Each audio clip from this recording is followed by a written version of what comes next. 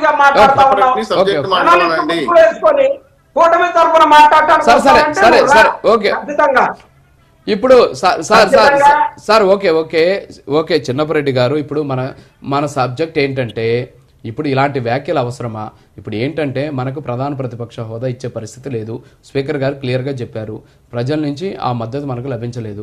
కనీసం post mortem చేసుకుందాం, ఇప్పటికైనా సరే ప్రజల్లోకి వెళ్దాం. ఇవన్నీ వదిలేసి ఈ వ్యక్తిగతమైనటువంటి విమర్శలు చేయడం వల్ల మీ పార్టీకి నష్టం వస్తుంది అనేటటువంటి భావన జనాల్లో వ్యక్తమవుతుంది. దానికి సమాధానం చెప్పండి సార్ ప్లీజ్.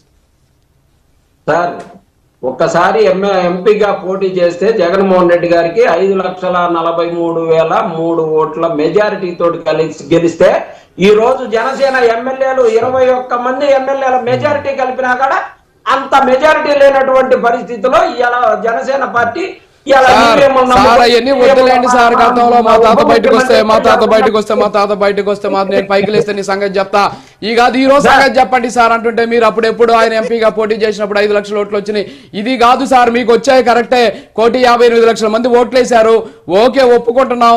అది కాదు సార్, 11 సీట్ల గురించి మాట్లాడంటే అప్పుడెప్పుడు నాకు 5 లక్షల ఓట్లు వచ్చాయి అంటారేంటి సార్? సబ్జెక్ట్ మాట్లాడండి సార్ ప్లీజ్. ప్రతిపక్ష హోదా పాత్ర ఏమైనా పోషిస్తున్నారా? 21 సీట్లు వచ్చినందుకు లేదు కదా, వాళ్ళందరూ ప్రభుత్వంలోనే ఉన్నారు.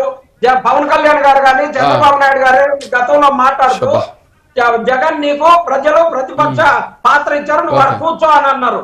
ప్రతిపక్ష పాత్ర ఇచ్చారు కూర్చోని అని చెప్పేసి మాట్లాడారు కదా, దానికి ఇచ్చేటటువంటి హోదా ఇవ్వడానికి మీకు వచ్చిన నష్టం ఏందని అన్నా. ప్రతిపక్ష పాత్ర ఇచ్చారు అని మీరే అన్నారు. ఇక్కడ ప్రతిపక్ష హోదా వేరు, ప్రధాన ప్రతిపక్ష హోదా వేరు. మీరు ఇప్పుడు ఉండేది మీకు ప్రజలు ఇచ్చింది ప్రతిపక్ష హోదా, మీరు అడుగుతున్నది ప్రధాన ప్రతిపక్ష హోదా. ఈ రెండింటికి తేడా తెలుసుకోవాలి. ప్రతిపక్ష హోదా మీకు ప్రజలు ఇచ్చేశారు, మీరు కోరుతున్నది ప్రధాన ప్రతిపక్ష హోదా. ప్రతిపక్ష హోదా అంటే ఏంటంటే ప్రశ్నించడం, మీరు ప్రశ్నించవచ్చు అసెంబ్లీకి వెళ్ళి. మాకు అలా కాదు, మేము అధికార పక్షంతో పోటీపడి ప్రశ్నించేటటువంటి సమయం ఇచ్చేటటువంటి ప్రధాన ప్రతిపక్ష హోదా కావాలని మీరు అడుగుతున్నారు. కాబట్టి ప్రధాన ప్రతిపక్ష హోదా కావాలంటే రూల్స్ ఉంటాయి, ఆ రూల్స్ అందరూ ఫాలో అవ్వాల్సిందే. మాకు ఎప్పుడు 5 లక్షల ఓట్లు వచ్చాయి కాబట్టి నాకు ఇవ్వాలంటే కుదరదు. ఓకే సార్ చిన్నపరెడ్డి గారు, ఓకే కరెక్ట్ రండి సార్ అసెంబ్లీకి వస్తే. అదే అసెంబ్లీకి వస్తే మైక్ ఇప్పుడు అలాట్ కూడా చేయకముందే మీరు మైక్ ఇరంటే ఎట్లా చెప్పండి? కాదు సార్, మైక్ కూడా ఇవ్వకముందే మైక్ ఇరని మీరే చెప్పొస్తుంటే అన్ని మీరే చెప్తుంటారు. పోతే ఇస్తారంటారు, పోకపోతే అంటారు. ఒక్క నిమిషం ఉండండి సార్. శ్రీనివాస్ చౌదరి గారు, ఏంది సార్ మీరు ఏదో ప్రధాన ప్రతిపక్ష హోదా అంట, స్పీకర్ గారికి చెప్పండి, స్పీకర్ గారికి మీరన్నా సరే ఇచ్చి మైక్ ఇవ్వండి. వాళ్ళు వల్ల ఎలాంటి ప్రజలకు ఏ విధమైనటువంటి వాటి మీద పోరాటం చేస్తారో చూడండి. మరి అదేదో చేయొచ్చు కదా మీలాంటి వారు కూడా. ఏంటిది చెప్పండి. రాజుగారు, రాజ్యాంగాన్ని ప్రజలు ఇచ్చిన తీర్పుని గౌరవించాలి. ఈ రోజు గతంలో 5 ఏళ్ళు మీరు అధికారంలో ఉన్నారు.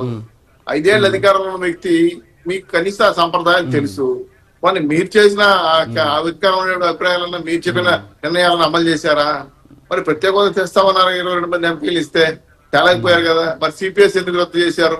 అదేవిధంగా సన్నబియ్యం ఇవ్వలేదు, 200 యూనిట్లు ఇవ్వకనే కదా. ప్రత్యేక హోదా వద్దు సార్, ప్రతిపక్ష హోదా గురించి మాట్లాడండి. ప్రత్యేక హోదా ముగిసిపోయింది, ఇప్పుడు కావాల్సింది ప్రధాన ప్రతిపక్ష హోదా. ఇస్తున్నారా ఈ లేదా?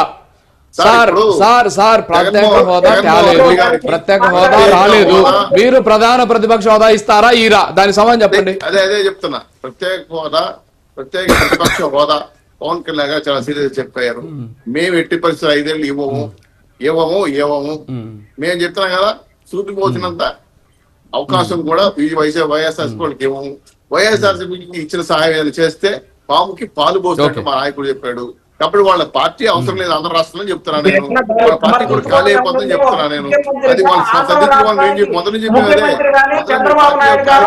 నాయకులు వెళ్ళిపోతారు, కాపాడుకుంటా చెప్తాను. అదినట్లు వాళ్ళు ఎంతసేపు మాకు ప్రత్యేక హోదా ప్రతిపక్ష హోదా కావాలంటున్నారు తప్ప వాళ్ళ వాళ్ళని వాళ్ళు వినిపిస్తున్నారు తప్ప ఇంక జనాన్ని పట్టించుకునే అవసరం లేదు వాళ్ళకి. వాళ్ళు చేసే 5 ఏళ్ళు చేసిన తర్వాత వాళ్ళు చూసినారు కాబట్టి వాళ్ళ అవసరానికి ఆంధ్ర రాష్ట్రం లేదు కాబట్టి మాకు, మా పార్టీ నాయకులకు, మా కుటుంబ నాయకులకి జగన్మోహన్ రెడ్డి గారి యొక్క పరిపాలన, పార్టీ యొక్క కార్యక్రమాలు మాకు అవసరం లేదు. 30 ఏళ్ళ అధికారంలో ఎన్డీఏ ప్రభుత్వం, వాళ్ళ పార్టీ ఉంటుందా లేదో మాకు తెలియదు. ఇప్పటికి 55 ఏళ్ళు 52 ఏళ్ళు జరుగుతా జగన్మోహన్ గారికి. 30 ఏళ్ళ తర్వాత ఆయన ఉంటాడో లేదో మాకు తెలియదు. ఇప్పటి సిచ్యువేషన్ లో వాళ్ళ పార్టీ మళ్ళీ అధికారంలోకి వస్తుంది ఎలా ఊహించుకోగలం? లేకపోతే గంభీరంగా వాళ్ళ పద్ధతి తప్ప ఇంకోటి లేదు కదా. గతంలో మీరు చేసిన మంచి పనులు ఉంటే ప్రజలు ఆదరించేవాళ్ళు, మంచి పని లేదు కాబట్టి వద్దని చెప్తున్నారు. ప్రజలు తీర్పే పవన్ కళ్యాణ్ చెప్పింది, చెప్పాడు. చెప్పిన తర్వాత మా జీఎన్డీ అంటే జనం ఇవ్వండి చెప్పాడు చివరికి. కాబట్టి అర్థం చేసుకోండి, ఇంకైనా సరే విధానాల పైన వీళ్ళు మన అధికార ప్రతినిధులు కానీ పార్టీ నాయకులు కానీ పార్టీ తరఫున గెలిచిన ఎమ్మెల్యేలు కానీ కొత్తగా గెలిచిన ఎమ్మెల్యేలు కూడా కనీసం వాళ్ళకి మాట్లాడే అర్హత కూడా జగన్మోహన్ గారు ఇవ్వకపోవడం అనేది చాలా బాధాకరమైన విషయం. శాసనసభకు రండి, కేటాయిస్తాం, ప్రతిపక్ష హోదా కూర్చొని మాట్లాడండి, ప్రజలు ప్రశ్నించండి. పులివెందుల ఎమ్మెల్యే కనీసం పులివెందుల ఎమ్మెల్యే యొక్క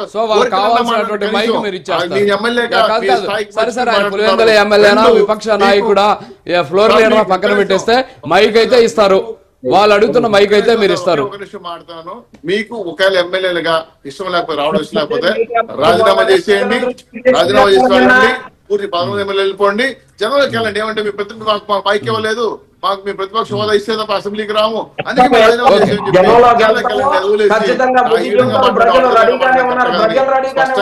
మా నాయకులు చెప్పేశారు, ప్రపంచాన్ని ఇలా ముడుచుకొని కూర్చోడానికి ఏం లేదు.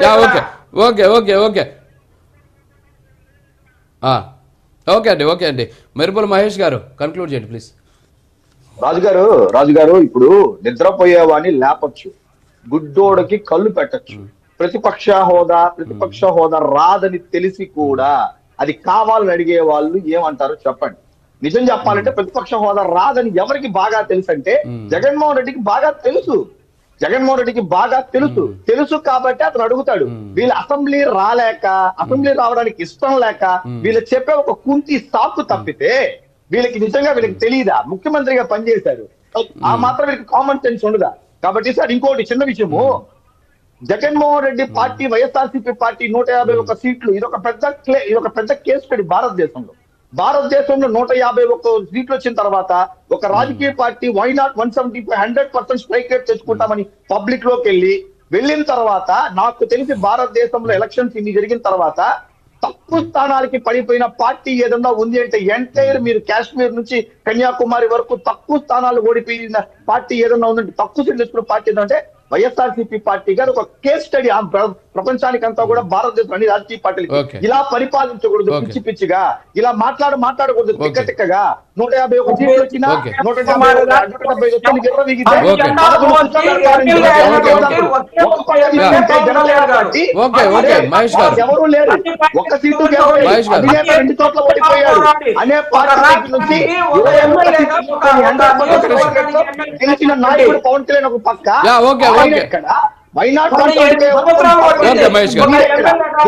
no comparison between Pawan Kalyan and Jagannathan. Jagannathan is the accidental CM. Pawan Kalyan is the future leader for India అని తెలియజేసుకుంటున్నా.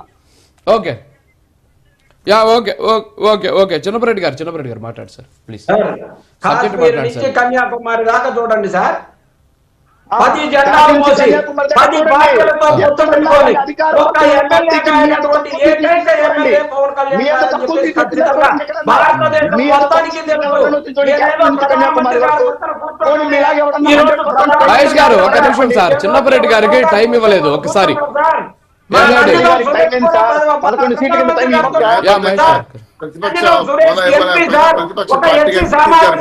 చెందినటువంటి అతి సామాన్యుడు ఫోటో స్టూడియో నడుపుకునే వాడిని తీసుకొచ్చి ఎంపీ చేసి ప్రధానమంత్రి గారి పక్కన కూర్చోబెట్టాను సార్. ఇవాళ పవన్ కళ్యాణ్ గారిని ప్రధానమంత్రి పక్కన కూర్చోవడంలో పెద్ద ఆశ్చర్యం ఏముంటుంది సార్? ఆయన ఒక సినిమా యాక్టర్ గా కూర్చోబెట్టుకున్నాడు సార్, ఆయన్ని ప్రజల మనిషిగా కూర్చోబెట్టుకోవాలి. ఇలా మాట్లాడితేనే 11కి వచ్చినారు, ఆంధ్ర రాష్ట్రంలో వైఎస్ఆర్సీపీ పోటీ చేసే పరిస్థితి కూడా లేకుండా తీసుకొస్తున్నారు జగన్మోహన్ రెడ్డి తెలియజేసుకుంటాం. అది మీకు వైఎస్ఆర్సీపీ పార్టీ కార్పొరేటర్ మన తిరుపతి అయిపోయింది, ఒంగోలులో సినిమా అయిపోయింది, సరే చిన్నపరెడ్డి గారు మామూలుగా సబ్జెక్ట్ మాట్లాడతారు, మరి ఎందుకో ఈ రోజు ఆయన సబ్జెక్ట్ జోలికి వెళ్ళట్లేదు. ఒక్క నిమిషం సార్ అవన్నీ మాట్లాడదాం పబ్లిక్ లోకి వెళ్తారు. ఓకే ఫైనల్ గా 1 minute. సరే చంద్ర శ్రీనివాస్ గారు 1 minute సార్ ప్లీజ్. ఏమంటారంటే ఓవరాల్ గా తీసుకున్న సబ్జెక్ట్ లో జగన్మోహన్ రెడ్డి గారు అంటే మాజీ ముఖ్యమంత్రిగా మాకు గౌరవం, చిన్నపరెడ్డి గారు అంటే గౌరవం. మీరు అన్నట్టు రాజ్యాంగం ఇచ్చిన ప్రకారం, ప్రజాస్వామ్యం ప్రకారం ప్రజలు ఇచ్చిన తీర్పుని గౌరవించాలి. 11 సీట్లు మాకు ఇచ్చారు, ప్రధాన ప్రతిపక్ష హోదా కోర్టుకు వెళ్ళారు, కోర్టు అసెంబ్లీ పరిధిలోదని చెప్పేసి తిప్పి పంపింది. అసెంబ్లీలో స్పీకర్ గారు ఎందుకు కీలేకపోతున్నామని చెప్పాడు, శాసనసభ వ్యవహారాలు పయ్యావుల కేశవ్ గారు చెప్పారు, డిప్యూటీ సీఎం పవన్ కళ్యాణ్ గారు చెప్పారు, క్లారిటీగా ఉంది. సరే, దానికోసం పోరాటం తప్పులేదు, కానీ నేను ప్రతిపక్ష హోదా ఇస్తేనే తప్పితే అసెంబ్లీకి రాను అని చెప్పి అనటం అది చాలా పెద్ద తప్పు. దాంతోపాటు అంటే ప్రజల్ని అవమానించినట్టే, మిమ్మల్ని గెలిపించిన 39.6% ఓటర్లని అవమానించినట్టే.